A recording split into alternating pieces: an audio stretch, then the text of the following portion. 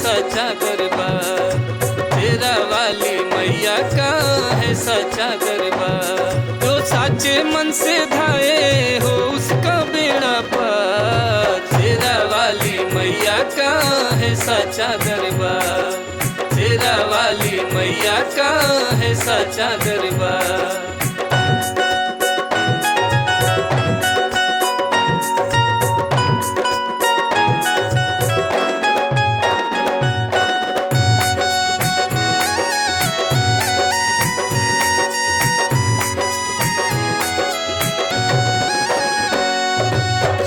भक्त श्री राणा सिंह ने बार बार दोहराया है, मैया ने प्यारे भक्तों को अपनी शरण में बुलाया है। श्याम भक्त श्री राणा सिंह ने बार बार दोहराया है, मैया ने प्यारे भक्तों को अपनी शरण में बुलाया है। मैया में आस लगा ले, मैया में आस लगा ले, हो जाएगा उपकार, शेरा वाली मैया का है सच्चा दरबार, शेरा वाली मैया का है सच्चा दरबार।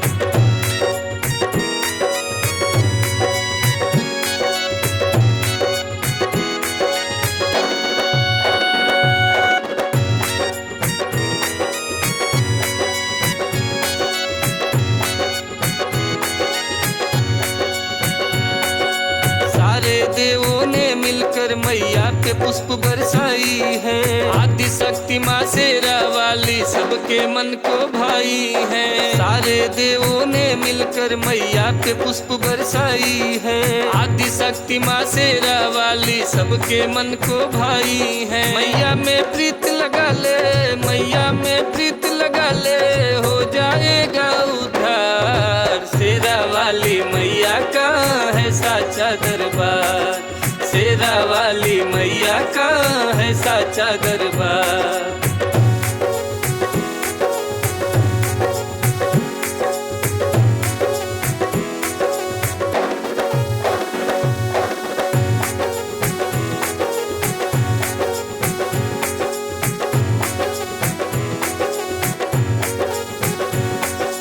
मैया ने सच्चे भक्तों को अपने दिल से लगाया है, जो मैया की करता भक्ति सारे सुख को पाया है। मैया ने सच्चे भक्तों को अपने दिल से लगाया है, जो मैया की करता भक्ति सारे सुख को पाया है। मैया में ध्यान लगा ले, मैया में ध्यान लगा ले, हो जाएगी नैया पार, शेरा वाली मैया का है सच्चा दरबार, शेरा वाली मैया का है सच्चा दरबार। जो साचे मन से धाये हो उसका बेड़ा पार, शेरा वाली मैया का है सच्चा दरबार, शेरा वाली मैया का है सच्चा दरबार, शेरा वाली मैया का है सच्चा दरबार।